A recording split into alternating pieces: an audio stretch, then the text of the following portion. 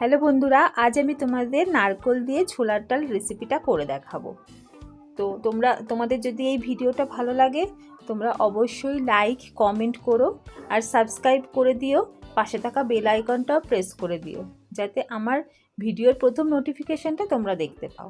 আর তোমরা কেউ আমাকে কোনো কমেন্ট করো না, জানি না তোমাদের আমার ভিডিও ভালো লাগে কি না।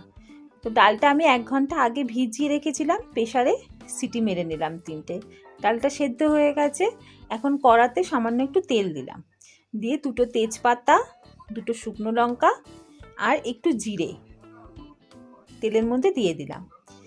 দিয়ে একটু ভাজা ভাজা করে নিলাম, নিয়ে তার মধ্যে দিলাম একটু আদা আর জিরে, ওটাও আমি বেটে রেখেছিলাম, তার থেকে 1 চামচ ওতে দিয়ে দিলাম। দিয়ে ওটা নাড়াচাড়া করে একটু ভাজা ভাজা করে নিলাম। যখন এর থেকে সুন্দর একটা গন্ধ বেরিয়েছে তখন আমি সেদ্ধ করে রাখা ডালটা এতে ঢেলে দিলাম।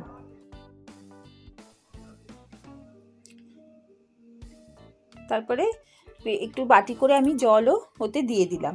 প্রেশার কুকারটা ধুয়ে ওতে জল দিয়ে দিয়েছিলাম। এরপর দিলাম সামান্য স্বাদ মতো নুন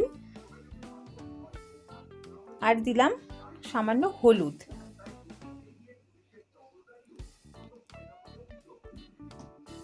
দেওয়ার পরে ডালটা ভালো করে নাড়াচাড়া করে নিলাম। এবার ডালটাকে একটু ফুটতে দিলাম।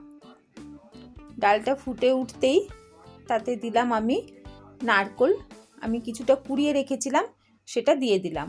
তোমরা এখানে নারকোলটা ছোটো ছোটো টুকরো করেও দিতে পারো, আমার কাছে নারকোল কোড়া ছিল আমি সেটাই দিলাম। আর দিলাম সামান্য মিষ্টি।